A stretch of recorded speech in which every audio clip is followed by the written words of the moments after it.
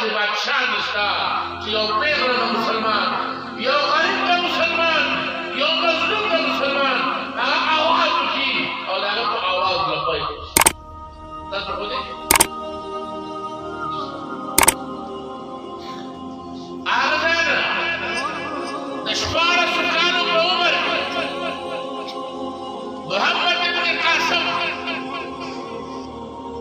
د نوجوانۍ په عمر کې د سمندر په ساحل د دیب الخار باندې پیشه او راجا ظاهر ته وایي خط ورته لیکي چې کومه مسلمانه دې قیده کړې ده نارها کړه په خپله هغې ته د امن دوپټه واچوه ځینې بیا به زما توره ستا د سټ نه وځي. دا هم جنرال وکړه، دا بل څوک دا هم بادشاهانو کړه، خو دا د مدرسې سره تعلق و.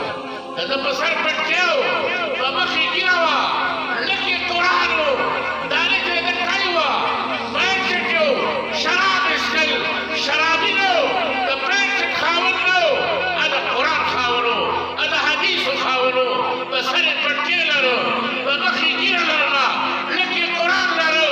هغې ځای نه راغی راجا ظاهر ته اعلان جنګ وکړ، سار جنګ وشو، راجا ظاهر نه سر کټ کړ، په تیش کې کېښود، لار د راجا ظاهر پر تخت کېناست.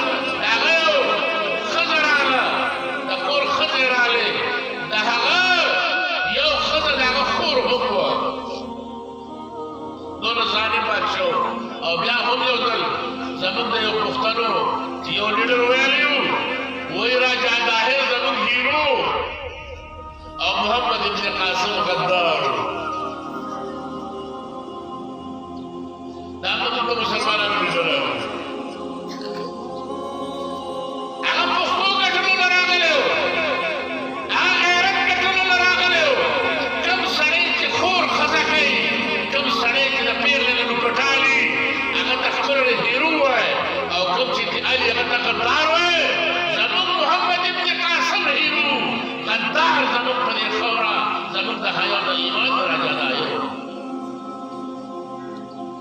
راغی، کېناست په تخت، ښځې راووتې، ورته وایي ای نوجوانه ته څوک ډېر قبقل نه یې چې په دې تخت ناست دی، دا د ډېر جابر بادشاه تخت دی، سر به درنه کټ کړي، دې تخت ته وتل شه.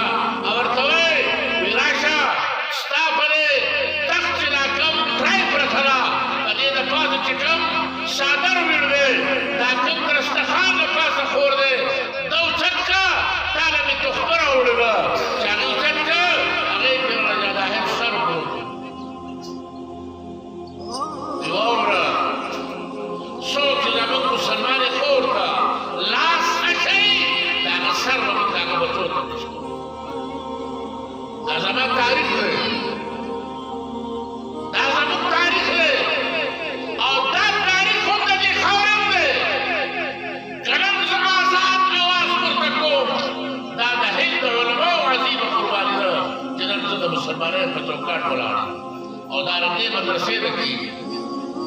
نن خو 53 جرنیلان او قاضیان انټلیجنس ادارې موجود دي، د مسلمانانو خاورې موجود دي، دوی یو عافیه صدیقه د کافر په لاس پسې راخلاصولی. پرون په مصر کې یو په مصر کې بله ډاکټر د ساینسدانانو د ساینسدان یو ډاکټر یې ګرفتاره کړله، وایي ستا د مذهبي قوت سره تعلق دی. زه حیران دی چې د مسلمانانو حکمرانان، د مسلمانانو جنرالان، د مسلمانانو قاضیان په کوم وخت کې زما د غیرت، زما د ایمان او زما د وجود ګټه کوي. موږ خو افسوس دې ته پراته یو.